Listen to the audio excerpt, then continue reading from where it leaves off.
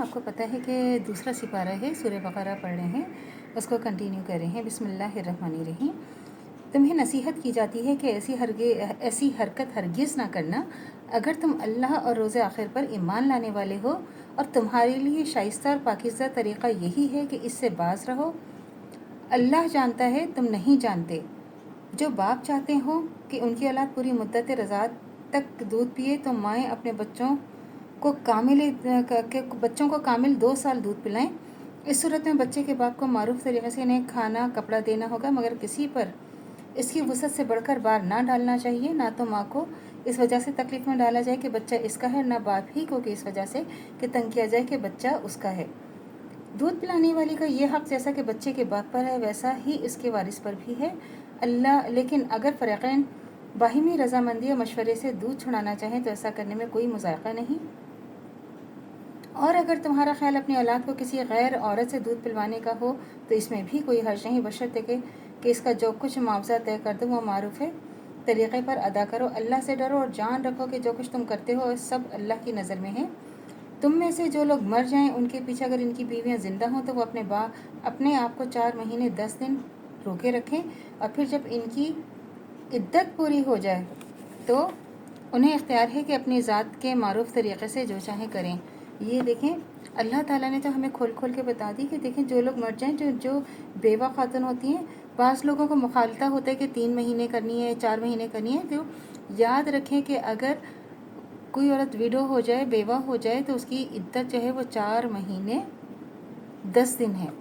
یہ بہت ہی اہم ہے، اور اللہ تعالیٰ نے دیکھیں قرآن میں ہمیں ایک ایک چیز سمجھا دی ہے، تو لیکن ہمیں صرف قرآن اور حدیث کی روشنی سے ہی ہر فیصلہ کرنا چاہیے۔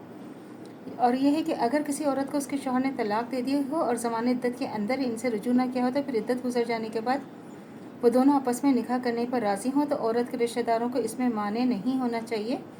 نیز اس کا مطلب یہ بھی ہو سکتا ہے کہ جو شخص اپنی بیوی کو طلاق دے چکا ہو اور عورت عدت کے بعد اس سے آزاد ہو کر کہیں دوسری جگہ اپنا نکاح کرنا چاہتی تو اس سے سابق شوہر کو ایسی کمینی حرکت نہیں کرنی چاہیے کہ اس کے نکاح میں مانع ہو، اور یہ کوشش کرتا پھرے کہ جس عورت کو اس نے چھوڑا ہے اس سے کوئی بھی نکاح میں نہ لے کر جائے اور کوئی اس سے نکاح نہ کرے۔ پھر یہ صورت کا حکم ہے کہ جب زوجین ایک دوسرے سے علیحدہ ہو چکے ہیں تو خواہ طلاق کے ذریعے یا خلا یا فسخ تفریق کے ذریعے عورت کی گود میں دودھ پیتا بچہ ہو، یعنی اگر باپ مر جائے تو اس کی جگہ بچے کا ولی ہو اور اسے حق ادا کرنا ہوگا۔ عدت وفات ان عورتوں کے لیے بھی ہے جن سے شوہروں کو خلوت صحیحہ نہ ہوئی ہو، البتہ حاملہ عورت اس سے مستثنیٰ ہے۔ اس کی عدت وفات وضع حمل تک ہے، خواہ وضع حمل شوہر کی وفات کے بعد ہی ہو جائے یا اس میں کئی مہینے صرف ہوں، اور اپنے آپ کو روکے رکھیں۔ اس سے مراد یہ نہیں کہ اس مدت میں نکاح نہ کریں، بلکہ اس سے مراد اپنے آپ کو زینت سے بھی روکے رکھنا ہے۔